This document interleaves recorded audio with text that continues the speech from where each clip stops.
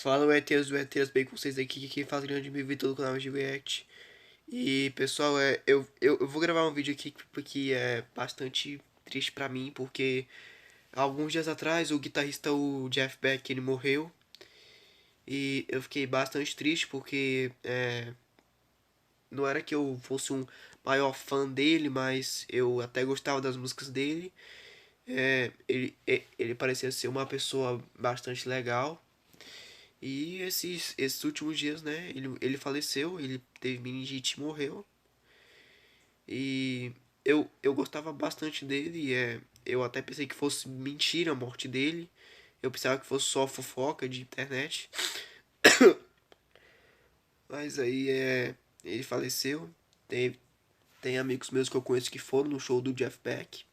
Eu queria ir, mas infelizmente eu não vou mais poder realizar esse sonho.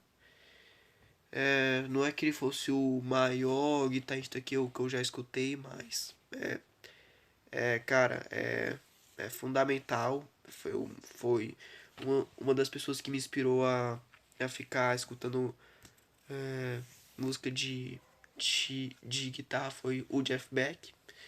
Foi o Jeff Beck que me fez gostar bastante de guitarra. Eu conheci ele ano passado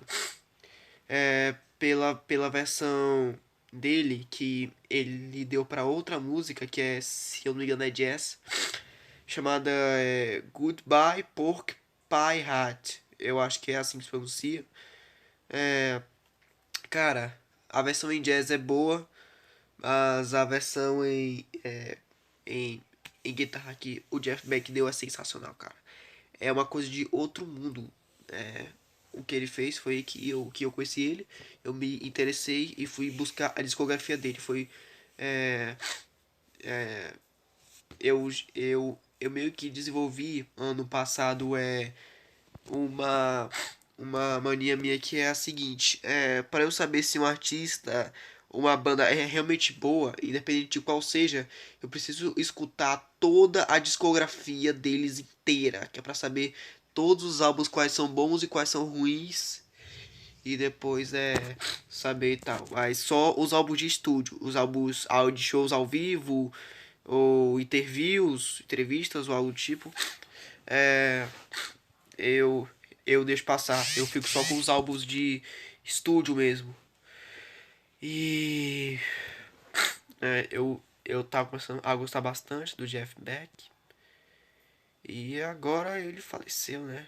Felizmente.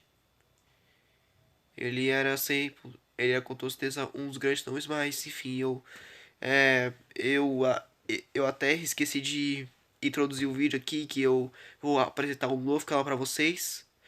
Se der certo, se der tempo, eu posso gravar mais um vídeo pra vocês. Que agora eu vou ter mais tempo, que eu tô de férias agora. Então é provável que a frequência suba. Eu falei que era 2 vídeos por dia, mas como eu tô de férias, talvez se possa chegar a 3, 4 ou até mais, se Deus quiser. Mas eu vou apresentar um novo canal pra vocês que divide opiniões, que é o Restadeu.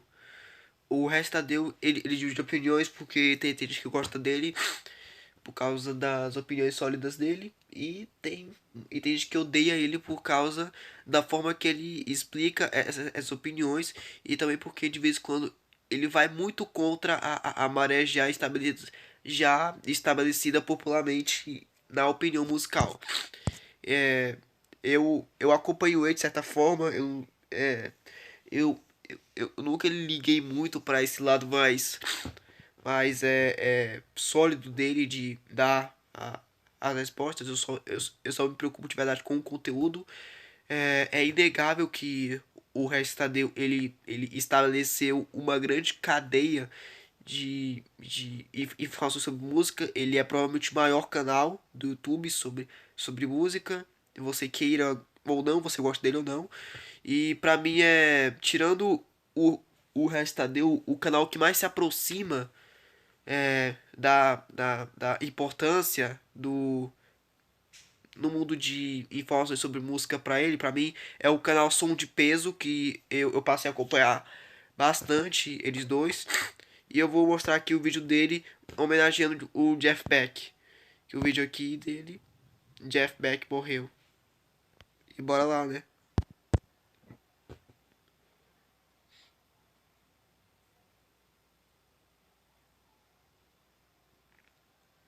É. Ah, é. Esquecendo de... Ué, tá sem... Ah, tá. É luto.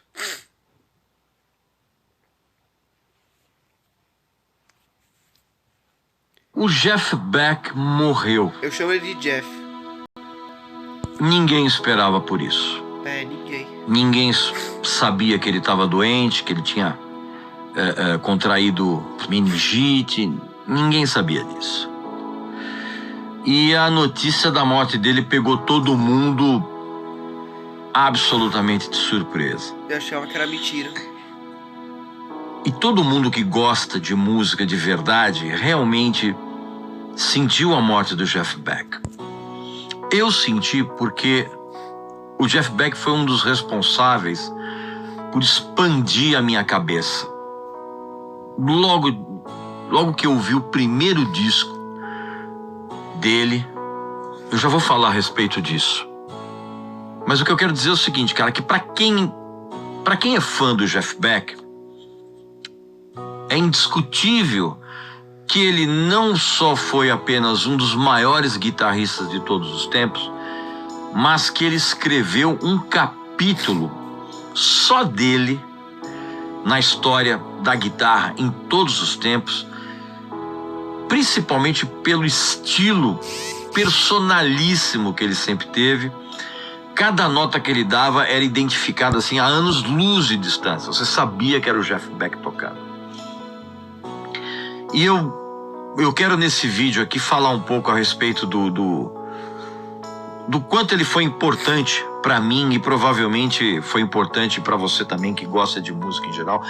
É indiscutível que quando você tem o primeiro contato com a obra do Jeff Beck, ali daqueles discos que ele lançou na segunda metade dos anos 60, ainda com We Are The Birds, e depois os discos que ele lançou nos anos 70, quando você tem o contato com esses álbuns, principalmente os discos dos anos 70, que estão reunidos aqui, né, numa caixinha que eu vou mostrar para você aqui agora. Essa caixinha é absolutamente essencial para quem quer conhecer o trabalho do Jeff Beck, porque tem aqui os... Vocês estão vendo o Jeff Beck meio em ondas ali, em um álbum preto. Esse segundo aí, vocês estão vendo?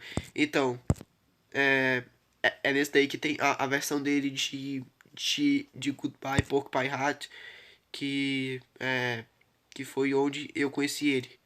Esse segundo aí, esse do meio.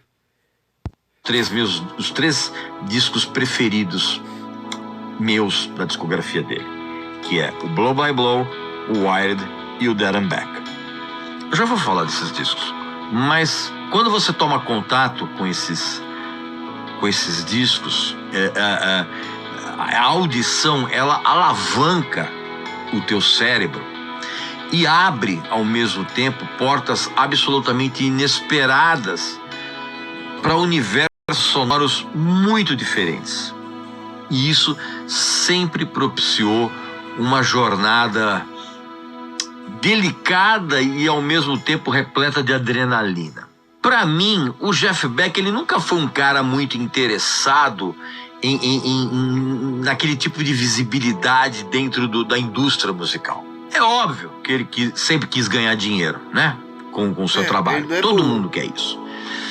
Mas o que muitos não sabem, cara, é o quanto foi primordial para o Jeff Beck escolher o caminho mais difícil para ele obter a autonomia artística que ele conseguiu ao longo das décadas, que foi realmente peitar todo mundo que atravessasse o caminho dele e atrevesse a dizer a ele como é que ele deveria fazer a sua própria música. As inúmeras guinadas sonoras que ele deu ao longo da carreira mostraram que ele realmente não estava nem aí para se tornar algum tipo de estrela vendedora de milhões de discos. Como aconteceu com alguns músicos e cantores que tiveram o privilégio de trabalhar com ele, como Rod Stewart e o Jimmy Page.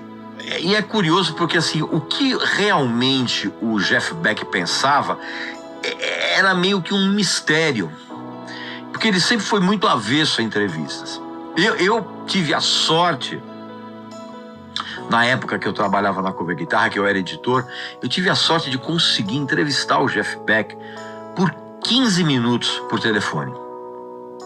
E eu só consegui driblar o mau humor dele porque eu saquei logo de cara que a conversa ia desandar, bicho, e aí eu fiz uma pauta na hora para falar de guitarras, de amplificadores e de pedais, aquela coisa toda, e aí deu uma aliviada no mau humor do cara. Mas foi uma experiência realmente incrível. E aí, quando você toma contato com a trajetória do Jeff Beck, novamente me vem à cabeça aquele lance dos pequenos detalhes que transformam a vida das pessoas. E aí eu me pergunto, o que é que o Jeff Beck teria se tornado se ele não tivesse sido um garoto de fibra e persistente para driblar a pobreza da família dele, a ponto dele ter construído a própria guitarra dele com 13 anos de idade. E o que teria acontecido se ele não tivesse ficado amigo de um outro garoto com a mesma personalidade dele, só que tinha uma família mais abastada, vamos dizer assim, e que permitia que esse outro garoto tivesse uma coleção de discos maravilhosa. E esse garoto era um guitarrista também, um moleque que queria ser guitarrista, chamado Jimmy Page. E eu tô contando isso para você se lembrar de que eu tô falando da década de 50, nos anos pós-guerra, quando a molecada não tinha nada para fazer a não ser juntar com muita dificuldade algumas moedinhas para ou ir no cinema ou para comprar discos, né? Comprar compactos de artistas americanos, tipo Little Richard, tipo Fats Domino, Chuck Berry. Não tinha outra coisa para a molecada fazer naquela época, lá na Inglaterra. Quando o Jeff Beck cresceu, ele querendo ser guitarrista, ele fez como todo mundo, cara. Ele se mandou para Londres e ele seria apenas mais um, se não fosse pela extraordinária destreza dele como guitarrista desde adolescente. E foi essa incrível habilidade dele que fez com que ele, em 1965, ele substituísse o Eric Clapton no Yardbirds. E aí, quando você ouve as gravações que o Jeff Beck fez com o Yardbirds, eu vou mostrar aqui pra vocês, ó, nesses dois discos que são absolutamente essenciais, cara. O Revving a Rave Up, tá? E o Roger the Engineer. Você tem que ouvir esses discos, cara. Então, quando você ouve o Jeff Beck nesses álbuns, você já percebe que ele era um guitarrista diferenciado. Você vai, obviamente, lembrar, todo mundo já viu essa cena aí na internet, uma cena do filme Blow Up, dirigido pelo Michelangelo Antonioni, em que aparece o Jeff Beck junto com o Yardbirds numa apresentação, e aparece o Jeff Beck quebrando a guitarra, como o Pete Townshend do The Who fazia, né? Aliás, o diretor, ele contratou o Yardbirds para fazer a mesma coisa que o The Who, porque ele não conseguiu contratar o The Who para fazer isso. Então ele botou o Yardbirds para fazer isso. Inclusive o Yardbirds e aliás, eu preciso terminar de ouvir o Tommy do The Who, que é meio que um álbum conceitual deles. Eu preciso terminar de ouvir. Desculpa ter passado o vídeo só pra dizer essa curiosidade totalmente inútil, mas eu só queria dizer mesmo. O Jimmy Page ali na formação também, ao lado do Jeff Beck. E aí, quando você vê o Jeff Beck quebrando a guitarra, né, você consegue ter um lampejo da personalidade que ele exibiu até o final da vida dele, cara. Um cara taciturno, um cara tenso, né, quase raivoso, Pra você ter uma ideia, ele caiu fora do Yardbirds no meio de uma turnê, uma grande turnê que a banda tá fazendo nos Estados Unidos, cara. Caiu fora, ele quebrou o pau com os caras, não tava recebendo grana, quebrou o pau com os caras, largou a banda no meio da turnê, cara. Ok, agora uma curiosidade útil. Cara, tipo, vocês devem estar pensando, tá, beleza, ele só caiu fora na turnê, beleza, foi algo preocupante, mas beleza. Cara, naquela época, se você fizesse qualquer turnê nos Estados Unidos, é porque você, cara, se você fizesse uma turnê bem feita, era quase 100% de chance de você virar um músico de sucesso do mundo inteiro. Até porque era os Estados Unidos, é os Estados Unidos. E tipo, cara, né, não é fácil, como a gente pensa. As bandas, elas elas fazerem sucesso pelos Estados Unidos ou pelo Reino Unido. Tem bandas que, cara, são famosas em muitas partes do mundo, mas que são desconhecidas completamente nos Estados Unidos ou no Reino Unido, cara. Pra, pra você ter uma ideia mesmo, o Oasis, que foi uma importante banda lá dos anos 90, eles fizeram sucesso estrondoso lá no Reino Unido e em várias outras partes, mas eles não eram tão conhecidos nos Estados Unidos. Isso também vale para séries de TV, filmes, animes. Cara, basicamente, se você quiser ter sucesso quase garantido, você teria, ou tem, eu acho, que fazer sucesso nos Estados Unidos. E isso foi um dos fatores responsáveis pelo fato do Yardbirds não ter conseguido emplacar nos Estados Unidos. Mas enfim, o cara não tava nem aí. Outra coisa, ele era um cara assim tão cheio de atitudes que ele, por exemplo, ele cancelou a apresentação que ele ia fazer com o Jeff Beck Group no Festival de Woodstock em 1969. E ele cancelou dias antes. Que ele falou, cara, não vou lá, assim, tem um monte de gente bacana lá, a gente vai ser absolutamente engolido ali por outras atrações muito mais legais que a gente, e eu vou me queimar. E ele não tocou em Woodstock. Só que, junto com essas atitudes intempestivas, cara, o Jeff Beck, ele tinha uma musicalidade que não sempre foi, de cair o queixo. Lá no meu clube de membros VIP, que você já sabe que é um local repleto de vídeos inéditos, exclusivo para sócios, eu vou contar, daqui a um tempo eu vou fazer um vídeo lá que eu vou contar um monte de histórias do Jeff Beck, inclusive da confusão que ele armou com o Stevie Wonder por causa de 2 canções espetaculares. Vou contar essa e outras histórias lá. E você sabe que lá o clube de membros VIP tem séries inéditas, aposto que você não sabe, exclusivo lá para os sócios. Tem desconto dos nossos parceiros, você pode assistir shows de graça nos bastidores. Clica aqui embaixo na descrição do vídeo em Seja Membro e você vai escolher o teu plano e você vai ter acesso a esse material. E eu, muito em breve, eu vou fazer uns vídeos lá, cara, a respeito do Jeff Beck. Vou contar umas histórias absurdas a respeito dele, que pouca gente sabe. E aí, essa reputação que o Jeff Beck ele foi construindo na carreira dele, cara, tornou o cara muito mais do que um guitarrista renomado, cara.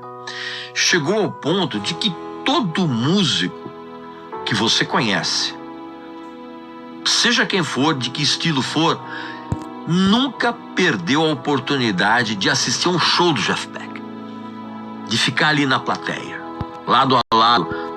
Será que o Manuel Gomes assistiu o show do Jeff Beck, parceiro? Só fica a pergunta aqui mesmo.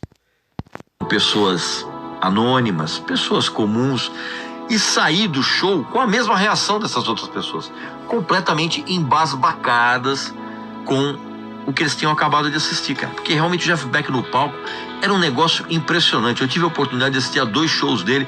É um negócio de cair o queixo. E era um negócio tão impressionante também, porque não tinha a ver com aquele virtuosismo do Jimi Hendrix, e também não tinha a ver daqueles devaneios do Clapton, na época, por exemplo, que ele tocava no Cream. Cara, era outra coisa. Era um domínio do instrumento e um domínio de melodia, harmonia e ritmo, que era uma coisa quase sobrenatural, cara. E durante décadas, cara, os discos do Jeff Beck foram obrigatórios para mim. Não só para mim, mas para todo mundo que, como eu falei, gosta de música de verdade, cara. E não importava quem estava tocando com o Jeff Beck. Ele era o personagem principal, ele era o maestro, o cara que guiava as coisas. E esses discos são incríveis, cara. Eu vou trazer aqui para você. Ó, por exemplo, o disco, eu tenho essa edição aqui, cara, que é o Truth, que é o disco que ele gravou.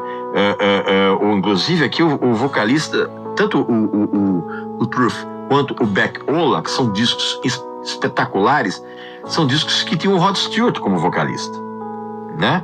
E o baixista era o Ron Wood. Então, esses discos aqui, esse Jeff Beck Group é espetacular, esse também, o Rock and Ready, esses dois discos tinham o Cozy Powell na bateria, pra você ter uma ideia. E aí, a primeira vez, mas isso eu descobri esses discos depois, porque a primeira vez que eu ouvi o Jeff Beck, foi em 1975, eu tinha 15 anos. E aí eu comprei o LP nacional, que depois eu passei pra frente pra pegar essa caixinha CD. Desse álbum aqui, ó, o Blow by Blow. Que é um disco que derrete o cérebro de qualquer pessoa quando você ouve pela primeira vez.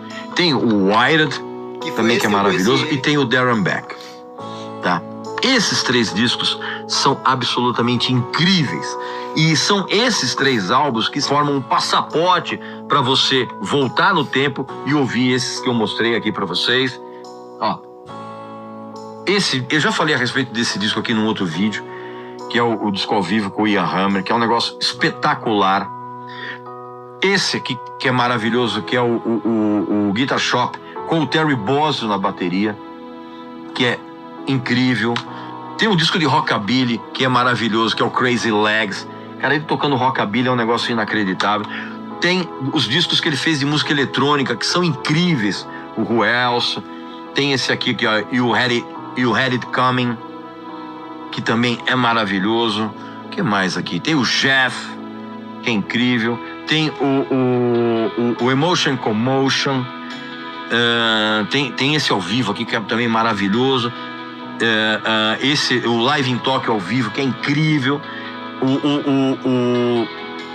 Loud Hailer, é isso? Loud Hailer, que é impressionante, cara. É um negócio maravilhoso. Você tem, inclusive tem esse aqui que eu esqueci de mostrar, que esse que é o único que eu tenho que eu mantive em vinil, que é o Flash também. E tudo isso junto com esse álbum que ele gravou aqui com esse trio, com o Tim Bogert e o Carmine Apes, que é um disco inacreditável de hard rock, pesadaço. Eu tenho, pra você ter uma ideia, eu tenho até a edição japonesa do álbum duplo, que só saiu foi gravado lá no Japão, cara. Eu tenho a edição japonesa desse álbum, que é um negócio simplesmente inacreditável. São discos, assim, espetaculares. Eu vou, inclusive, lá no Clube de Membros VIP, uma hora eu vou fazer uma discografia comentada, tá? Porque esses álbuns realmente você tem que conhecer. Em todos esses discos é possível você identificar vários momentos em que todos nós tentávamos decifrar o que é que ele tinha feito ali. Era uma coisa incrível. E a gente só descobriu quando surgiram os DVDs e os Blu-rays, aquela coisa toda, com os shows do Jeff Beck, que aí você sacava o que é que ele fazia.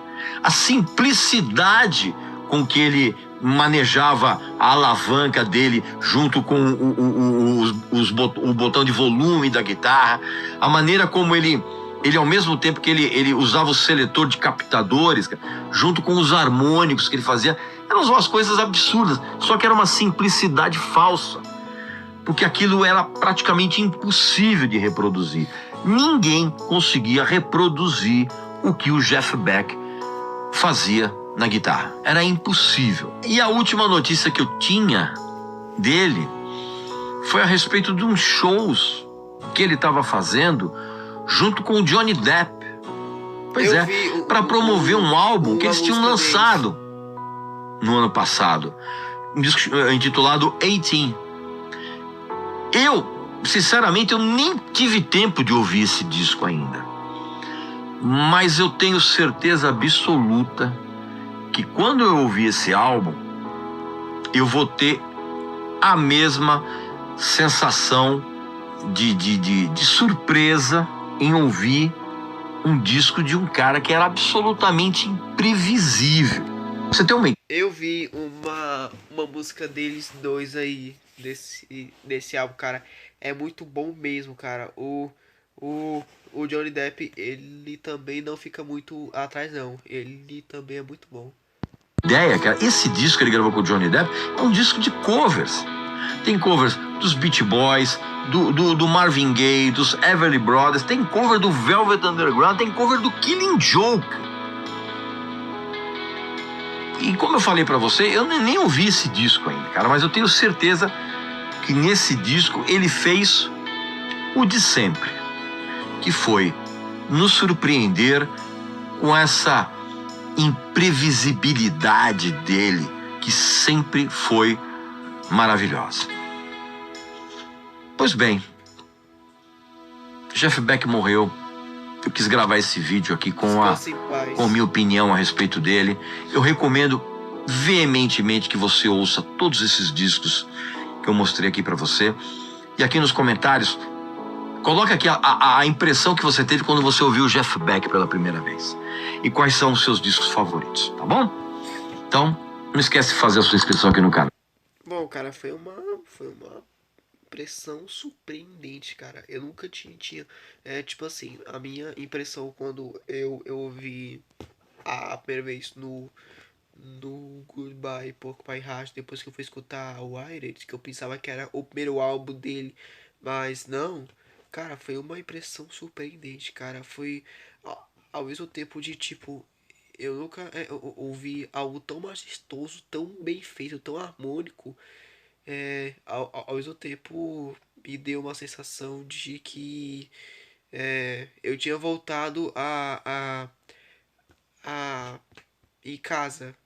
Tipo assim, eu tinha voltado a. Tipo assim, eu não consigo explicar. É como se eu tivesse voltado a ter algo que eu já não tinha há muito tempo quando eu ouvi ele ano passado, quando eu tinha 15 anos. Cara, foi uma sensação muito boa, de verdade. Eu recomendo de verdade você escutar o Goodbye Porcupine Heart, você escutar o Wired, e você escutar todos os outros álbuns dele em ordem cronológica, tá? É tipo assim, em ordem por lançamento mesmo. Clicar aqui embaixo em Seja Membro do nosso clube de membros VIP e a gente se vê muito em breve. Um abraço, saúde para você, para sua família e para seus amigos. Axé. Até a próxima. Então é isso, pessoal. Espero que vocês tenham gostado. É isso aí, 3, 2, 1, F.